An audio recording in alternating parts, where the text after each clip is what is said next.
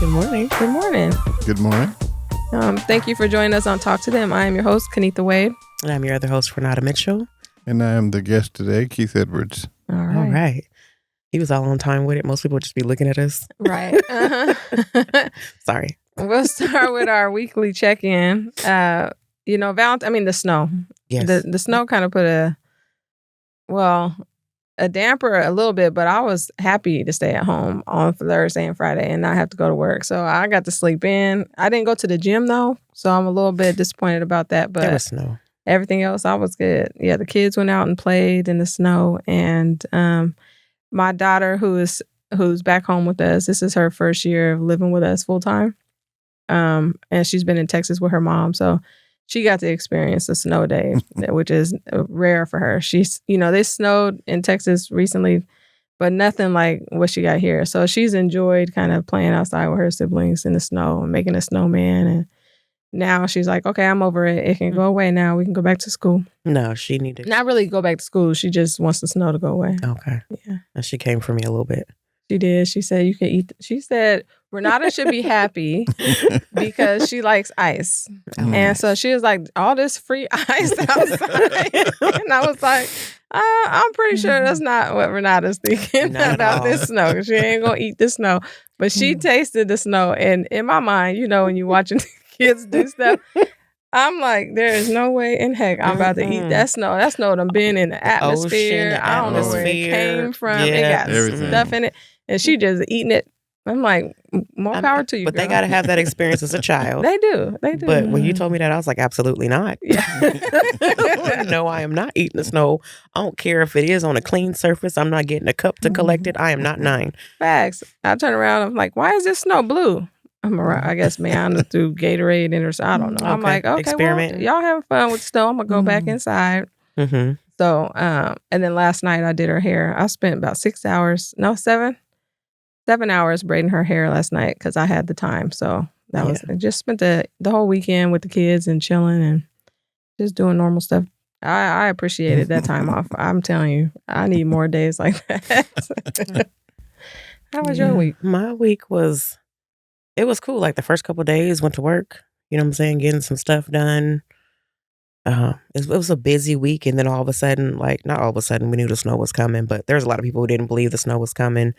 I didn't believe the snow was coming. I knew it was coming. She was like, if it snowed, I'm like, it's gonna snow. How long? They was saying it was gonna snow for I don't know how long before it actually snowed. But the other snow, I don't know what news you watch or everybody else watch, but my newscaster or weather guy was like, I don't really believe this snow gonna stick. The snow that came last week or whenever it was, 2 weeks ago. But he was like, last week's snow, he was like, yeah, no, it's about to snow. And I was like, okay, well, we gonna get it together. And so I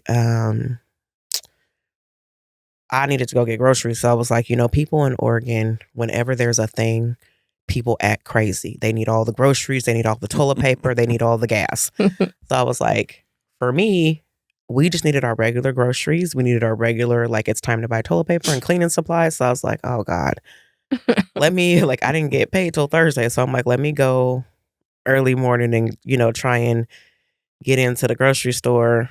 And it wasn't a bunch of cars. So I was like, okay, it's not too packed. When I got in there, I was like, there's a whole bunch of people in here. They must have came in teams. You go here, you go there. We're going to get everything. And did my regular grocery shopping. There was I left. I was on the phone with my friend Shamika, and she was like, oh, it's starting to snow. It's starting to come down a little bit. I said, oh, let me hurry up and go. So there was no snow, but the ground was, it was blowing around on my way there. And by the time I parked, the ground was wet. I was like, I got time, whatever. Did my grocery shopping, came out, and it was an inch of snow on the ground. I was like, dang. Was in there for an hour. And then sliding through the parking lot, trying to push this raggedy cart through the snow, and got home right before it got crazy. Woke my kids up. My daughter lost her mind. Because when we moved from one side to another, wherever we moved from seemed to get more snow than where we were. So she was angry. Every time we moved, wherever we were, they got more snow than what we got. So this time she got to get the snow, and her and Renauda and Donald was outside, doing their thing in the snow. They built a weird little snowman. I shouldn't call him weird. We should be body positive for all people. But he only had two, like his body was one big round, and then he had a head. He had a pine cone, and then he had a snow arm because she couldn't find another pine cone. I was like, you know what? You got to do what you got to do. You know what I'm saying? To make your snowman. But they had so much fun. And then they both just out of nowhere left me yesterday. Renauda's friend's birthday party, if that's what you want to call it, happened. And then Donna was like, can I go to the Lloyd Center? And I was like, I guess so. Because I had my little whiteboard out and I was taking stuff from my vision board on my phone and putting it on my whiteboard. Because I was like, I need to see the stuff that I plan on accomplishing and getting started. Because it being in my phone, like it's great because I'll go look at it, but I need to see it so I can make sure it's in my face. So that's what I was working on. And it was just weird being at home randomly with no kids. And I kept being like, you know, you listen for your kids and you don't hear it. And I'm like, oh yeah, they gone. That's right. And then they checking in. I was like, okay, y'all being, you know, responsible and whatnot. And then I went to sleep early and we here this morning. Sound like my last weekend. How's your week been, Keith? It's been a good week. It's been a different week. Earlier in the week, I had some friends that were having some health issues, but they're all doing fine. Both of them are doing fine now, and that's been really good. Snow, kind of knew it was coming, and it was good. I'm retired, so I don't typically out and about anyway, but at the same time, this made it really nice. I was able to get a lot of things done on my computer and, you know, stuff that I needed to do and prepare for a lot of things without having a lot of, you know, calls or anything else or having to go somewhere for whatever reason. So that was good. Antoinette, of course, is she can't get around that well anyway because, you know, she broke her leg back in October. Oh, so. I didn't know. Yeah, she broke her femur, which about 2 inches above the knee, which is a weird break. So she should be back to normal, I would say, as far as walking and that, probably around April, and then really back to where she was before October 10th, probably, you know, May or June, hopefully, because she's planning on traveling in May. So, Okay. So it's been a good week though. It's been good. Snow was there for a minute, and I actually got out and walked in the snow. I walked for about an hour. Where we live is kind of a side street, more or less, and so a lot of our neighbors walk. And they're usually walking their dogs. We don't have any pets, but we were out. I did get out and walk for a little bit. Oh, so good. It was good. It was nice and quiet. I appreciated that it was mostly just snow. It wasn't snow and then sleet over the snow and all the ice. Yeah, that makes it. In my neighborhood, we live up in Gresham and kind of up in the hills, kind of close to like this foresty area. We get a lot of snow. And man, I thought everywhere was like that. I was like, I ain't leaving my house. And as soon as I get out my house, I'm like, oh, it's normal outside. But not in my neighborhood. It's snow. So I finally got outside Saturday because the kids had, Friday evening. The kids had practice still. They got games and things. You know, they got a tournament going on this weekend. My son has a basketball tournament going on this weekend out in Hillsboro. And then my daughter is at Lincoln. They have the wrestling tournament going on. So I'm going to go there after this today. But yeah, I was like, it ain't that bad. Just, you know, get out of my neighborhood. That's the challenge. Yeah, we didn't get snow days at work either. Our CEO was like, yeah, so here's some trainings y'all can do. Also, if y'all have some other work to do, I'm like, well, I'll just check in with my people. And, you know, I had a move-in I was trying to do. And that was super frustrating because landlords are slow. I'm sorry, y'all don't do well with the paperwork and the back and forth and the understanding. And I'm an advocate at heart, so I push back when people say stuff. I push and I push hard. And I was like, so where are we at in this process? Can I send her over there to get her keys? And she's like, well, I can't be pressured into that. And I said, I'm not pressuring you into anything. I'm like, I'm asking a question, but if you want to see pressure, you probably gonna fold. But so I had to work those 2 days, but it, like you said, it was nice not being interrupted and having to go anywhere or having to do anything. It was nice being like, okay, well, I mean, I might be working from home and working on this and doing these trainings, but nobody can make me go anywhere. So I was in the house. Well, that's good. Yeah. And it's good that you advocate like that because a lot of folks don't have advocates out there for them. And when you advocate, it helps the next person, even though they may not be strong in advocating for themselves. Mm-hmm. The person that you've advocating for yourself has helped get the other person prepared. Like, I don't want nobody coming at me like that again. Let me be right. Let me get it in. Let me get it together. And they do. Like this process has been going on since October, and it's not supposed to take that long to move somebody in. Yeah. And she's new. The landlord I was dealing with, she's new. To both Oregon and her job, and I've been on her head. Like, I'm sorry, you I don't care if you're new. You were hired. Y'all can't go do what y'all doing. Like, I'm sorry, I don't know how to do this. No, you were hired for a job. Go do what you're supposed to do. There's certain jobs that don't have a learning curve like that, and if you do, there's supposed to be somebody over your shoulder helping you with that learning curve, and there was nobody there to support her. So I was trying to be patient with that, but at the same time, my participant is houseless. It's snowing outside. She needs her keys. Quit playing. So, yeah, it does do that for the people on the working side of it, but also I like to let my participants hear me advocate for them, because I'm not going to always be here for you. Right. You know what I'm saying? Whether I move on in employment or whether you leave this program or something like that, you're going to, you need to know how to have a voice for yourself. Yes. So, like, it irks my soul when people mistreat people because they think they don't have any support. That was what pretty much fuels me in that area. But. All right, today's topic, we're going to talk about a legacy of greatness, right? The importance of giving back as a cornerstone of greatness. And what made you decide that topic, Keith?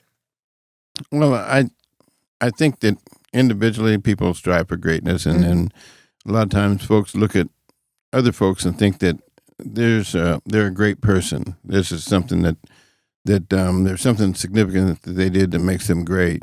And typically that is something I think that is skewed by society. And we look at these folks that on the news or on TV or whatever that supposedly makes them great. I think Martin Luther King nailed it when he said that everybody can be great. Greatness has nothing to do with your status in society, how much money you have, whether you're black, white, or green. It has to do with your caring about your fellow person and doing whatever you can to try to help somebody, and always remembering that you could be in that position as well. And if you remember that and help somebody and help from your heart, not necessarily worrying about where you're at, then you can be great. I think he talks about also, when I say he, Martin Luther King Jr. talked about the Good Samaritan. And too often that story is taken as, well, if I try to help this person, the road to Damascus was where this happened. And that was a road that was really dangerous. A lot of robberies, a lot of muggings, and killings were going on that particular road to Damascus. And so when someone was on the side of the road, it might be a ploy to get you to try to help them, and then somebody come up from behind you and rob you or take advantage of you. Well, Martin Luther King's take on that was not so much concerned about what will happen to me if I try to help this person, but what will happen to that person if I don't try to help them. You know, and I think that's where the greatness comes in, because you're more concerned about someone else and about what will happen to them if you don't help them along or give them a hand up. And I think that's the most important thing, and we can all do that. We can all do that, but it's sad to where we are now. I believe in this society that too many people care about themselves and what can I get out of this and what's in it for me. And when you do that, it causes a disintegration in our society, and it causes our children to look and see what is our value system. And our children look and see, well, the value system is about what can I get out of this, and what can I accumulate, a house or houses, a car or cars, a boat or boats, and those kind of things. It's creature comforts rather than worrying about what their really morals and values are. And I think that's really critical to me. And I think it's most important. I've got children, 5 children. I've got 5 godchildren. I've got grandchildren and great-grandchildren. And I believe that at the end of the day, I want to be able to tell them that I tried to help somebody. and sometimes I am able to help somebody. And I think that's more important to me. That's what makes an individual great or a person great. It's not caring so much about themselves, but caring about those that are less fortunate than they've been. Mm-hmm. I love just helping out, but it just sucks when people do take advantage of the situation or put you in a position that really messes you up because you were trying to help out.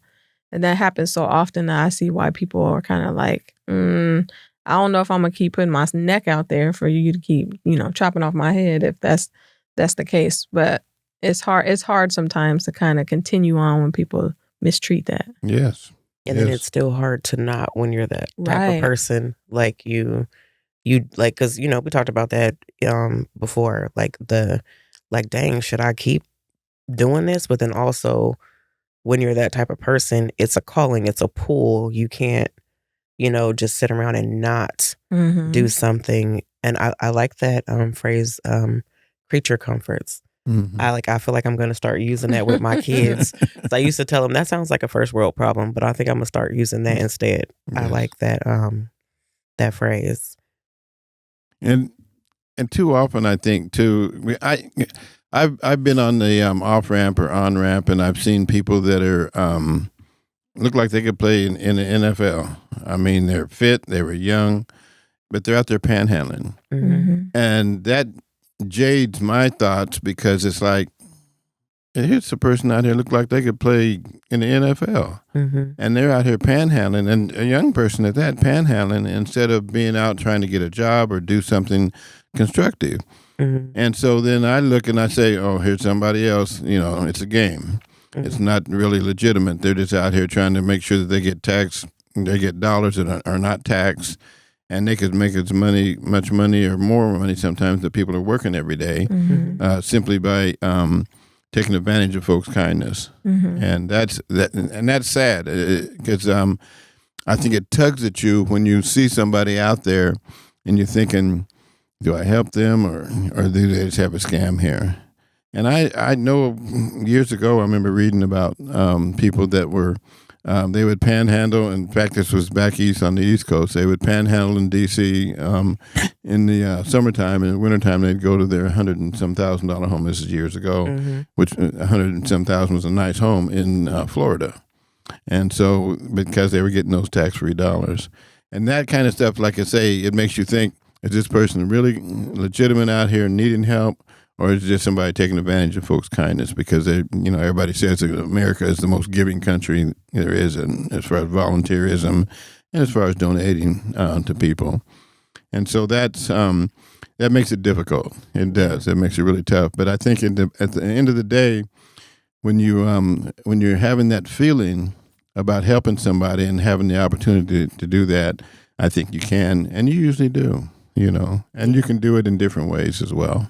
Yeah, and I think with the folks out panhandling, I think the first time I had a pause about that is after watching like something like Dateline or something, where they did a whole like expose on people that they were catching panhandling and then go getting in their BMWs and things like that. And I felt some type of way. I did, but then I got into this work and realizing you don't know what a houseless person really looks like. You don't know what a person struggling with mental health really looks like. There are people who look very well put together who are struggling. And, there's places for people to shower. There's places for people to get clean clothes. There's, some people are in shelter.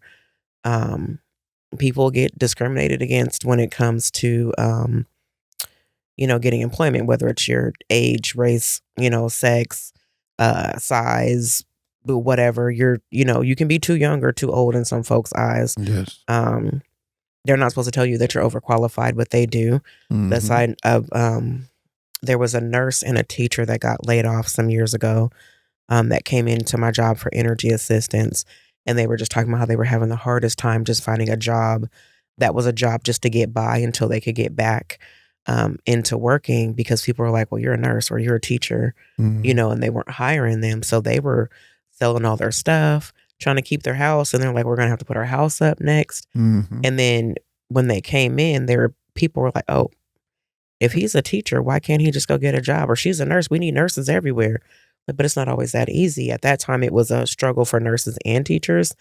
And they were getting laid off. Like, everybody was getting laid off. This is like 2013 or 14, something like that. And that kind of just changed my approach. Like, if I'm pulling up and you're panhandling and you may look like you got it together, if it's on my heart, I'm going to give to you because it's on my heart. The reward, not doing it for the reward, but the reward comes from who I am and what I'm doing, not necessarily what you're doing. Because just like I'll reap my reward if I do in a way that I notice or not, you gonna reap what you sow too for being out here taking advantage of, creator or God or, however people want to call it, real people out here. So I just kind of settled in with that. It took me a while to get there though, to be like, you know what, I'm gonna give you this $1 and you do with it what you wish. Just like what my mom said, people be like, oh, can I borrow money? I need a blah blah. Either I have it to let you borrow or I don't care what you're doing with it. If you say you're gonna pay rent and you buy shoes, that's your business. You know what I'm saying? But just know, like, you can't keep playing with me. But I gave it to you because I gave it to you or whatever. So but it is a hard like adjustment to make. Like, do you really need this or are you out here playing with people? I want to go back and say more about Keith because nobody knows who you are. I know who you are. Right? And some people watching probably know who you are. But who are you, Keith? Like I say, I'm a father with 5 children. I'm a husband of 40 some odd years. I have grandchildren. I have children, godchildren. That's basically my family life. I have a social life as well. Even though I'm retired, when I was 20 years old, I was told that people in my trade died of within 5 years of retirement. And in telling me that, I said at 20 years old that when he told me why, I said, well, to myself that I was going to be active when I did retire. And I think that's what helps me a lot, being active, passionate about some certain things and being involved in those things. A lot of folks say that, again, back to the giving portion, people say, well, you played more golf when you were working. And I do enjoy playing golf, and then I don't play as much as I like anymore. But at the same time, I do what I'm passionate about. And they say, well, you don't get any pay for that. I said, well, I do receive pay. When I've helped somebody and I see somebody progress and make a difference in their life, then that's payment enough. I mean, no one can take that away from me, and that's the joy I get. I've been involved in what's called the Electrical Workers Minority Caucus for some 50 years. Myself and 2 other people, we started the Minority Caucus here in Portland, not knowing there was something that was starting up nationally as well back in 1974. And what that Electrical Workers Minority Caucus is about helping get people of color into the trade as well as women, but also trying to make sure that we're treated equitably, we're treated fairly, and we're treated with respect and decency. And that's one thing that we've continued to work on. And we've made some huge changes in the IBEW itself. And also being involved in Constructing Hope. I've been involved with that for years. That's a program that it's a pre-apprenticeship program that's primarily targeted at people of color and people with legal history, but helping them get into the building trades, which are very viable occupations. And by doing that, it helps give them an opportunity, a second chance at life quite often. And it's very beneficial to them as well. And beneficial to our society to realize that we all make mistakes, and giving somebody a second opportunity is not beyond the realm of possibilities. And it certainly helps them get their lives together, and they can also make a difference because folks that they've been associated with over time may have been in those same situations. And they can say, hey, you can come and do this, and it helps them as well. And Constructing Hope is a great program. It's recognized by the unionized construction building trades in the Portland area. So that's really been a plus because certainly union workers make a lot more than non-union workers doing the same job. and they have the benefits, and that really makes a difference as well. I've been involved in other organizations such as a group called the Metropolitan Alliance for Workforce Equity. That's been a plus as well. And I've been, of course, when I was working in my working life, I was very involved in my union. Never even thought about getting involved in the administration of the union, but I got involved in that. But with what I do and have the health and energy to do, I thank God for, because when I was coming up, I was going to be, from the time I was in 6th grade, I was going to be either accountant or bookkeeper. Numbers came easy for me. And God had other plans. And so I went to college for 2 terms, dropped out, and floundered around for about a year and found out about the electrical trade, the construction industry, and got into that. And it's been really a bonus for me. There's a song in the line of, there's a line in a song that Stevie Wonder does called "As," and in that song he says that God knew exactly where He wanted you to be placed, and I truly believe that because, like I say, it's been a great. I've had health care since I was 20 years old. My children had health care until they were emancipated. All those things were a blessing to me. And just like now, I still have great health care. I have a pension plan, so I'm free to be able to do the things that I can, that I'm passionate about, rather than having to worry about where my dollar is going to come from the next day to pay bills and that. And so, like I say, I've had a truly blessed life.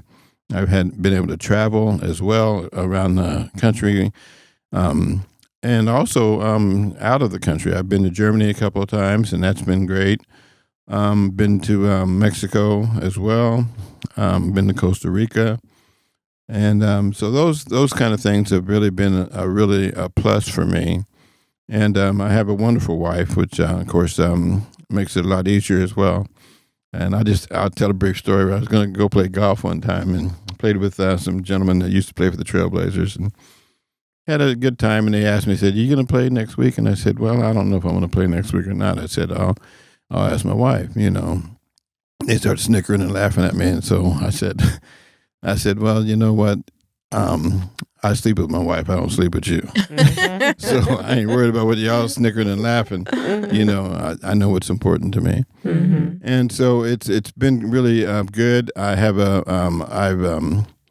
my relationship with my Lord and Savior has been really good over these last few years. I've really grown in that relationship, and appreciate what I consider the love and joy and peace that He's given me to be able to do these things. I don't worry about what's going on in Washington, D.C., and there's things around the world that I really don't worry about, except I'm concerned about my children and grandchildren and that, but I don't worry about them personally, because I believe that it's all in the plan, in the big plan.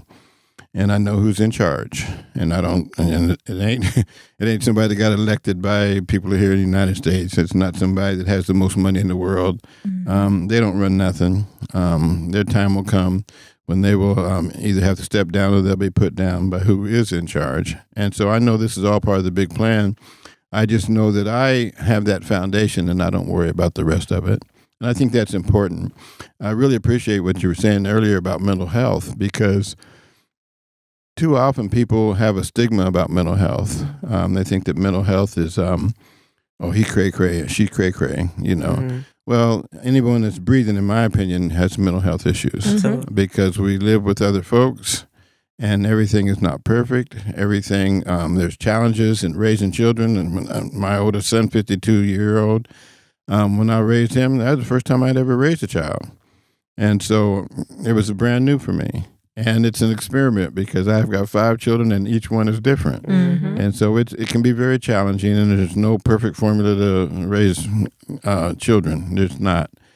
And so with that you may make mistakes with one child or make mistakes with another child, but all those children still are going to be impacted by not only myself and their mother, but also by other folks that they come in contact with. And that takes its toll on us as human beings. And so I think that everyone has to realize that they do have mental health issues, and they need to go to a professional Mm-hmm. and address those issues. And that's a major concern that I've had over these last few years, is that we are not removing that stigma. Especially black men will go out and, hey, brother, how you doing? Oh, I'm doing all right. Mm-hmm. No, you're not doing all right. I lost my cousin almost a year ago. He passed last June 6th. He was 4 years younger than I am, and he died within 3 weeks of finding out that he was actually unhealthy. And that was very traumatic for me. And certainly afterwards, when people say you're okay, I would tell them, well, I'm kind of okay, but I'm really not okay. I lost my cousin brother because that's how close we were. Mm-hmm. And so in losing him, it made it, it was really tough for me because he wasn't supposed to pass away before I passed away. Right. But he did. And so I can't say that, no, I'm okay, because I'm not okay. Mm-hmm. And I won't be okay probably for a while. And then I lost 3 good friends in November and another one in December. I mean, they were like back-to-back, November 3rd, November 6th, November 16th. Mm-hmm. And I went to 3 funerals in 7 days. And that was very challenging as well. And it was hard. It was hard. And I was like, I really got depressed and I had to really pray about it. Mm-hmm. And I think that if we don't understand that we are not immune to things that happen to us and that traumatize us, then we're in trouble. We're in big trouble. I spoke about my one of my friends. I call her my other wife. That she had gotten sick. She had to have a pacemaker, and so when we went to the hospital to see her before she had her procedure, I heard someone say ICU. And I got really emotional, and I'd given this plant that we'd gotten to my wife, and I said, I got to go. So I stepped out, found a place quiet. I prayed about it, and prayed for that, her procedure would be fine, prayed that she would be okay, but also prayed that I would not go in there and be emotional and traumatize her as well. Mm-hmm. And so everything turned out fine. And that's because I think in believing and trusting in the Lord that things will turn out fine. They're going to turn out His way regardless. That's the bottom line. So you want to be in lockstep with that. But I didn't know that I still had that trauma in me because I'd lost a good friend, and we were 3 days apart. He's 3 days older than me, and he died November 6th in last year. He passed away in 3 weeks. He had a stroke, and then he had 3 more strokes in the hospital. Mm-hmm. And when he first went in, he was in ICU. And then he came back out, and he didn't come out of the hospital, but he went to another unit where it wasn't so critical. And I went back to visit him, and they said, he's in ICU. And I said, well, that's not good, is it? And he said, no, that's not good. Well, a couple of weeks later, he was gone. Mm-hmm. And so when I hear ICU, I hadn't thought about it, no big deal. Mm-hmm. But when I heard ICU with my other wife in the hospital there, it really challenged me. And like I said, I got very emotional because I was thinking I'm getting ready to lose her as mm-hmm. well. But God is good. Yeah. God is good all the time. Mm-hmm. And so that's mainly where I'm at in my life now.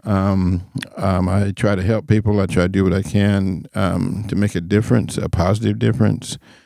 And I think the most important thing to me is I don't have any enemies. I don't have anyone that I dislike. Unless you're talking about the president, I think I knew you were going to say that. I believe he's the son of Satan, and so he is the spawn of Satan, and so that's just how I feel.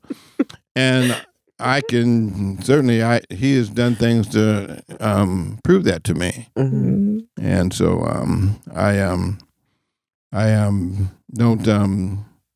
There's nothing he could do to surprise me except take his own life. That's the only thing he could do to surprise me.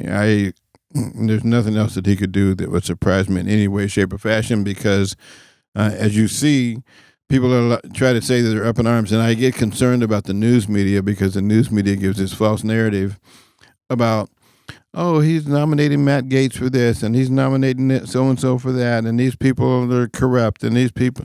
Who do you think is going to nominate the Pope? Right. That's not going to happen. He's a criminal. He's been convicted of many different crimes, and yet and still folks elected him president. And I think on purely racial issues that had nothing to do with the economy, they tried to use that. That was their cover. Mm-hmm. Oh, the economy is bad. Well, the economy ain't got no better, and they're not saying anything about that. They talked about his age, and he's the oldest president to ever be elected, oldest. But age is not an issue anymore. So it was all about race. And they need to accept that and realize that. And we have to be unified in going about dealing with that. That's a concern for me as well, is that we are not unified in what we do and try to bring about change here and standing up to things that are wrong and that are inappropriate. And we have to do that.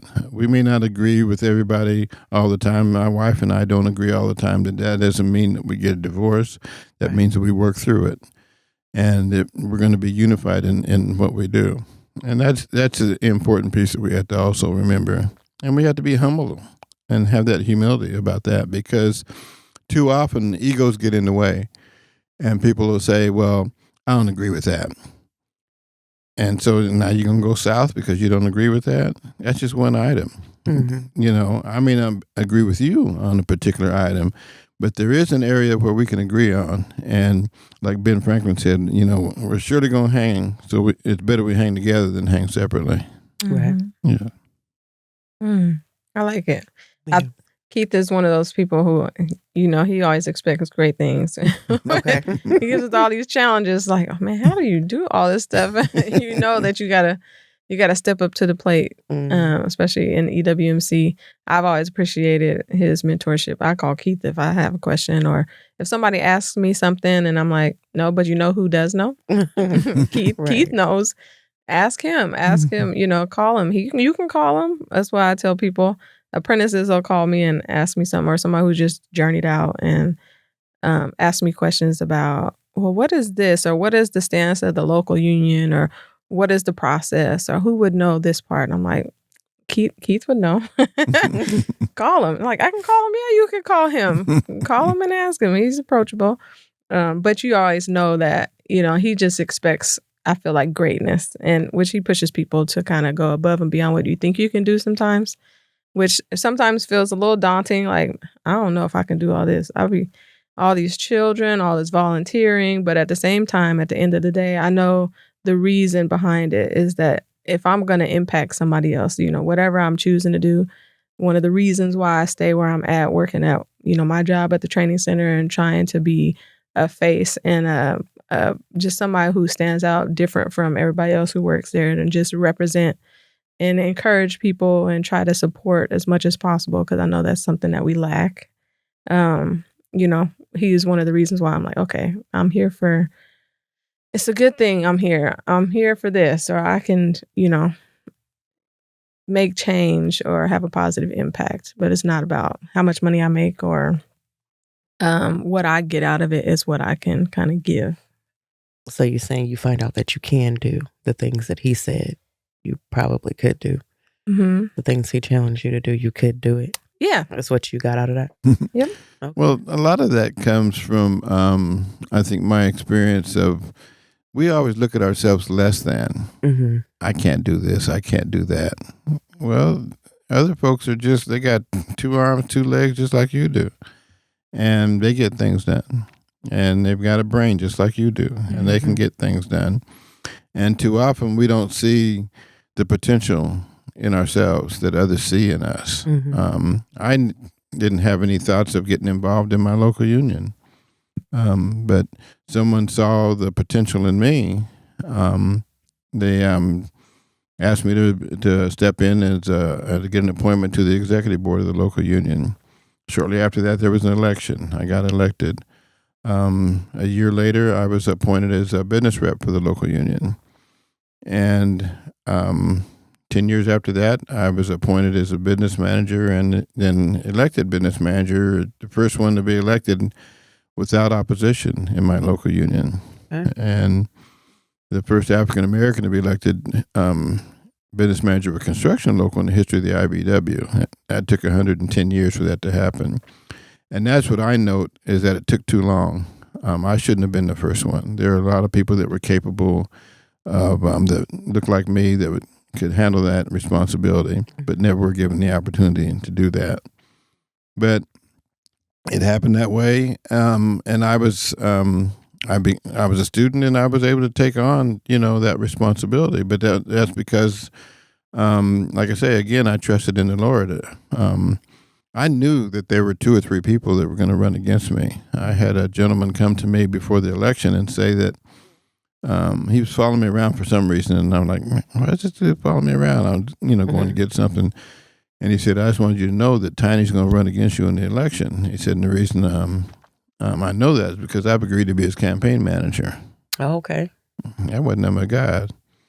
There's no way that John McCain's campaign manager is going to go to Barack Obama and tell him that John McCain's running against him, and John McCain hadn't even announced it. Right. That would not happen. Right. And so it was that. And then I prayed about it as well right before the nominations. I said, I've done all that I could over this past year to get the confidence of the membership so that I could get elected business manager. I said, either you want me to be business manager or you don't. Mm-hmm. And the night of nominations, I was the only one nominated, And I had some white folks that was looking around and like, I know somebody gonna run against this dude. Right. And it's like, hey, no weapon formed against me shall prosper. Absolutely. And that's and it's a lot when you think about it, it's like, Lord, why you put me here? Why you put me in this place? Why you give me all this responsibility? We're talking about 3,000-4,000 people's lives and their families' lives. And but you do what you do, and you just do the best you can. There's going to be mistakes made. No one's perfect. And when you're in that position of leadership, you're going to be challenged. But the only way to not make a mistake is to do nothing, and that's not acceptable. Right. And so, and people have to understand that. Now, you're not going to if you start making mistakes on a regular basis, then maybe you're not where you should be. Right. But we had a healthcare challenge one time, and we were looking at acupuncture. And we had the attorney for the healthcare trust go out and do some research and come back. And when he came back to our trust meeting, he says, he says that acupuncture is like voodoo. And I said, I'm not going to call his name out, but I said, Mr. Attorney, I said, what do you know about voodoo? And he said, he turned beet red. Mm-hmm. I don't know nothing about voodoo. I said, well, how you going to come back and tell us you're going to compare something to something you know nothing about? Right. Mm-hmm. And so we adopted acupuncture, which made good fiscal sense as well because it was so much cheaper and it worked for some people. It didn't work for everybody, but it would work for some folks. So it just made sense. Yeah. But if I wouldn't have been there, maybe we wouldn't have adopted the acupuncture. Mm-hmm. And there are other things when we were concerned about giving health care to homosexual couples, and it came up. Well, they don't have they get divorced a lot, they separate a lot, or whatever. And it's like, wait a minute. I said, I can, as a heterosexual, I can get a divorce, 5 children. Healthcare's got to take care of them, and then I can marry somebody else that maybe has 5 children, and now you got to take care of them. Mm-hmm. I said, so what's the difference between that? And I said, and from experience I've had, homosexual relationships are more stable than heterosexuals. Let's just be honest about it. Yeah. Mm-hmm. So I know that, I've been put in a place for a reason, and God has used me, and I'm pleased with that. Yeah, so thank you for all you do. Yeah, it's well appreciated. I know retirement, Ronnie said it gives you a year. He'll give you a year off, and then he expects you to come back and help out. I think that's so funny that he says it every meeting. And I'm like, let this man relax for a little bit. But at the same time, this year, this is the first year that he stepped down recently, this summer. I stepped down last August as president of the Electrical Workers Minority Caucus. And I'd been looking for quite some time. I'd been looking actually from the time that I'd been appointed in 2014 for a replacement. And I wanted to be diligent about that. I wanted to make sure that I found the right person. And I think I did. He's going to do a great job. He's going to do big things. He's focused. His heart's in the right place. He cares. He's dedicated and committed. Mm-hmm. And that's all I wanted. I spoke to some folks. I used to be on the board at TriMet, and I was talking to a group there of kind of similar to our EWMC, and they'd asked me, well, what are you looking for as a replacement? Somebody like you? And I said, oh, of course not. Why would I want somebody like me? I said, because you're not going to get anything different. You're not going to grow. Mm-hmm. I said, I want somebody that's committed. I want somebody that's dedicated, and somebody that loves this organization. That's all. Those are the only requirements. Mm-hmm. And that's this person meets those requirements. Sean is going to be doing big things, much bigger things than have been done in the past. And I know that. And I may not agree with everything that he does, but that's not my job to judge what he's doing or how he's doing. Because when he sits in that chair, he has more information than I do about that impact his decisions. Mm-hmm. And I know that. So I don't worry about it. It's not an issue for me. I just try to support him in any way I can. Yeah, good. Thank you. This has been a great conversation. Mm-hmm. That's one thing Keith can do. Keith can carry. He could carry this whole podcast. Yeah, no, I love when the guests come on and they keep us where we just in here. Mm-hmm. Okay, like we love storytellers, and you are clearly gifted in the storytelling. So thank you. Yeah, it was nice getting to know some things about you, because even though Kennitha knew Keith, I met him outside, so it was nice getting to know some things about you. I feel like every episode is kind of like that. Mm-hmm. One of us doesn't. One of us knows the guest, and the other one doesn't. So we're learning. Right. It's like, that's good. You do a great job. You do. You're a good team. Thanks. Yeah, we try. You. Yeah, it's fun. Yeah, it's definitely a learning curve and sitting here is so comfortable. It's like it's just the three of us, but then when you put it online and everybody's watching, right, and it'd be like, how many views? It's like, how much of our life are we telling? Yeah, we talk a lot about ourselves. Everybody knows. It is what it is. All right. Well, we're getting close to closing up, so you can get out of here on time. Yeah, no, I was like, how long we'll give our gems. Do you have a gem? Not yet. My gem is going to be: don't be afraid to step up to the plate. And, give your all. Don't always be concerned about what you get in return necessarily. I think if you lead with the right heart, your blessings will come back to you. Oh, yeah, Jim kind of ate into mine. I should have went first. I said not yet, and then I had one. But so I'm just going to say it anyway. Just to, my gem is to go ahead and give freely and authentically. If that is who you are, like, don't let the outside noise or the doubt, cripple your desire to help people, because that's what it is. It's a desire. It's a pull. And anytime that I felt like I was like, no, I'm not gonna do this, it ate at me, right? So then I was like, or like sometimes when I'm like, I don't have any money for people, asking while I'm on my way in the store, and I'm in the store the whole time, just like, that was so rude. Like, you don't know what they're going through, blah, blah. And I come back out and I'm like, okay, well, here you go, blah, blah, blah. Hopefully they're still there, because otherwise I'm going to be beating myself up a little bit, because I could have. And even if you don't have any money, like, there's a kind way to say that. Mm-hmm. You don't have to bark at people. I know some people are very aggressive, and it can be startling sometimes. I don't appreciate it when people are all up on my car, especially when my kids are in there. But I've learned to be like, hey, can you give me some space? Like, my children are in the car. And it's not because your house is, it's because I don't know you. Can you back up? But yeah, just give. I mean, not to your detriment, but, to whatever your calling says, your whatever you need to do to fulfill that, without letting all the outside noise interfere with what you feel you should do in your art. Mm-hmm. Mine's along the same lines. I think I've had the opportunity to be with two strong people this morning that really makes my heart sing because I see the advocacy, I see the caring, and I see the love for not only your children and your families, but the love for your humankind, and that is that's my gem. That is so powerful. Oh, thank you. Yeah, thank you.